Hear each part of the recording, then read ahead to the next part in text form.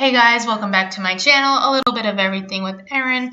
Today I'm going to be doing something that's been requested for the past couple of weeks, how to make a coloring shirt.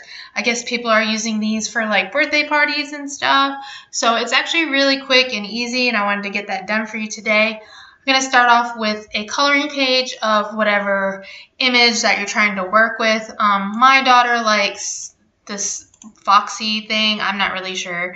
It's some weird thing. Anyway, she likes this, so I found a coloring page for it. I will go to my trace options and select trace area. I will cover the bear with that, and you will see these yellow lines. Now, they're a little bit jaggedy. I know this will still get a good cut, but personally, I try to make as much of the yellow as I can. So what I'm going to do is push the threshold up, and you can use the arrow keys. You can move this one. I just go in and type, usually 65 is like my magic number, and then just click and it'll move it. You can see the yellow got a little bit better. You can keep pushing this up higher and lower until you get the yellowness that you want. 65, like I said, is usually my magic number and where I go. Once you're done with that, you'll just hit trace. You'll take out the one you traced and just delete that, get it out of your way. So if we highlight this and we fill it with color, you'll see exactly what it'll look like when it cuts. That's what it'll look like. And I kept the white background because I'm going to put this on a white shirt because you're going to be using markers to color it. So white would be your best option. And I'm going to cut this out in black vinyl so it looks just like a coloring page to your child would look like. So let's go ahead and get this sized. Right now it's 8 by almost 7. I'm going to make it a little bit bigger.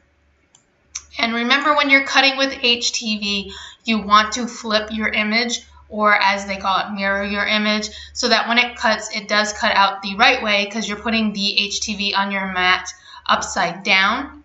And then after you weed it, you're going to flip it right side up. So it's always going to be the opposite, especially if you have words, because then it looks like you can only read it if you're looking at a mirror. So make sure you do flip that. And I just right click and hit flip horizontally and it switches. Now with this one, it doesn't really matter because it's symmetrical. Everything's the same on both sides. But like I said, with words and some images, you will want to make sure that you flip that. And then I always just line it up on the corner of the page as best as I can so that I'm not wasting a bunch of HTV by putting it in the middle. So I'm going to go ahead and get this cut and start my heat press, and we'll put it on the shirt. I'll show you what it looks like when it's done. Okay guys, so my vinyl is cut. It's weeded. We're going to put it on this white t-shirt. I do have people that are asking me how I get my images on my shirts so straight. Right now, I just eyeball it because I've just been doing shirts for like 5 years. But a trick that I used to do is a folding trick in the heat press. What I like to do is take the shirt and fold it long ways, make sure it's even, and then fold it again from the bottom, bring the bottom to the top, make sure it's all nice and even. Then I just lay it in the press and close it for a moment.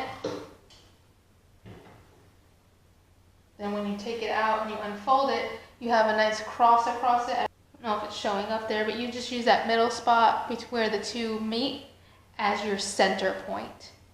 So let's get the HTV on and press it. So I've placed the character's eyes right between that center point.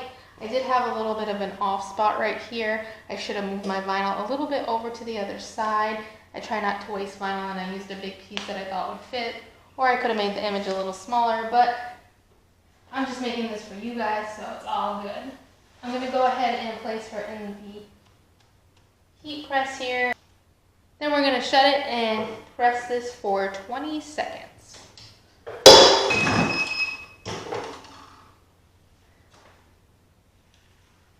I will remove the transfer tape from the HTV. I do like to do a second press on all of my shirts, so I will press that again for another 20 seconds.